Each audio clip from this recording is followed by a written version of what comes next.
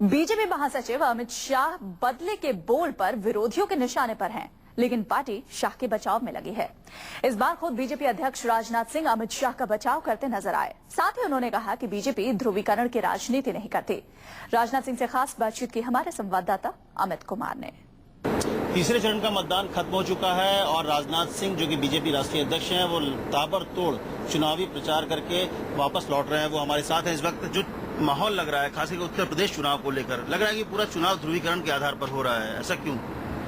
मैं ऐसा नहीं मानता हूं कि ध्रुवीकरण के आधार पर चुनाव हो रहा है और ध्रुवीकरण होना भी नहीं चाहिए, क्योंकि वे ही राजनीतिक पार्टियां ध्रुवीकरण की बात करती हैं अथवा ध्रुवीकरण का प्रयास करती हैं जो जाति, पंथ, मजहब, धर्म की राजनीति करती हैं। लेकिन भारतीय जनता पार्टी जाति, पंथ, धर्म, मजहब की राजनीति नहीं करती है, बल्कि इंसाफ और इंसानियत की राजनीति करती है। लेकिन जिस तरह से अमित शाह का बयान आया, जिस तरह से आजम खां का बयान आया, लग रहा है कि दो धर्मों के बीच चुनाव होने जा रहा है। ऐसा नहीं, ठीक है, आजम खां के बयान का संज्ञान इलेक्शन कमीशन ने लिया है, लेकिन जहां तक अमित शाह के बयान का प्रश्न है उसका गलत अर्थ निकाला गया। लेकिन उस भाषण में ये भी उन्होंने कहा कि जिन्होंने आपके समाज के लोगों की हत्या की है, बहन बेटियों की इज्जत से खिलवाड़ किया, उनके साथ क्या बैठेंगे? क्या ये सम्मान की बात है?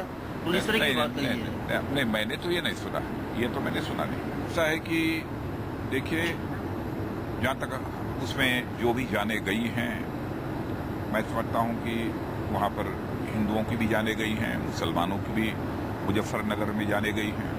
कि जो आप मैसेज देना चाहते हैं, अगर क्योंकि आजम खां को लेकर भी आपने कहा कि कार्रवाई करनी चाहिए, तो ठीक है, कार्रवाई भले करे न करे, अमित शाह को लेकर भी अगर आप कोई एक मैसेज देते कम से कम, या तो एक समझाइश देते अमित शाह को, तो एक लगता है कि सच में बीजेपी नहीं चाहती कि पोलराइज हो, क्योंकि अमित शाह के आप पक्ष में खड़े हो जा रहे हैं और आजम खां के खिलाफ खड़े हो जा रहे हैं, तो इससे लगता है कि कहीं ना कहीं उनके स्टैंड के साथ आप खड़े हैं। किसी के पक्ष अथवा विपक्ष में खड़े होने का प्रश्न नहीं खड़ा होता है। और यदि मैं आजम खां का भी यहाँ तक प्रश्न है, मैंने कहा कि इलेक्शन कमीशन ने उसका कागजेंस लिया है।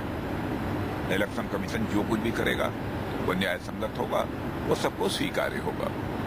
इसमें किसी का पक्ष विपक्ष का सवाल नहीं पैदा होता। अमित शाह के खिलाफ कोई कार्रवाई लेकिन जितना मैं जानता हूँ अमित शाह को, शायद कहीं पर भी आज तक अमित शाह को ध्रुवीकरण की राजनीति, पोलराइजेशन की राजनीति करते हुए मैंने देखा नहीं है। क्या आपकी क्या भूमिका होगी? आप पार्टी अध्यक्ष हैं, जब सरकार नरेंद्र मोदी की बनेगी तो क्या आप सरकार में होंगे या फिर संगठन में होंगे? अरे मैं पार्टी का अध्यक्ष तो हूँ ही, हमारी भूमिका क्या होगी? भूमिका तो अध्यक्ष के रूप में हमारी है, रहेगी।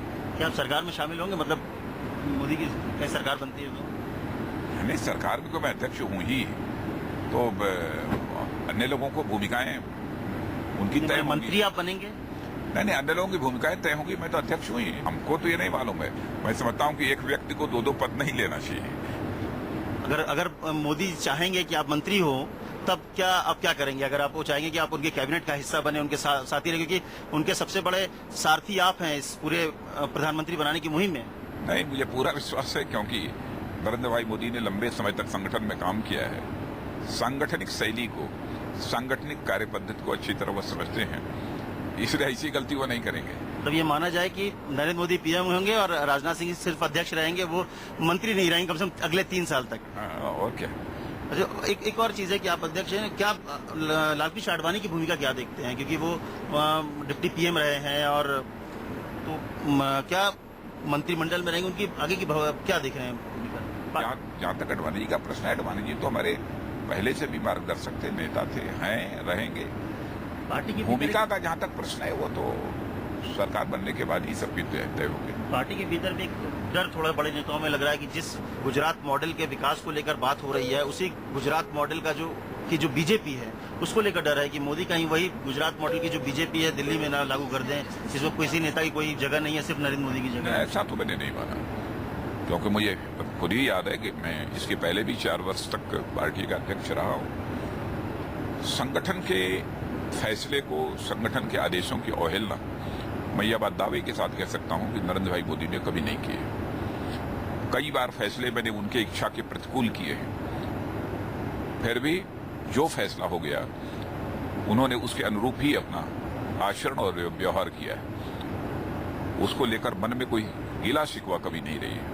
क्योंकि जिस तरह से टिकट बंटवारे को लेकर चाहे जोशी जी नाराज हों या फिर आडवाणी जी को नाराज होना पड़ा, कहा जा रहा है कि सारी इसकी नाराजगी की वजह मोदी जी रहे हैं और इसकी वजह से ही बड़े नेता नाराज हुए। जो नाराज नहीं थे उनको केवल कह कर आप लोग नाराज करवाना चाहते हो।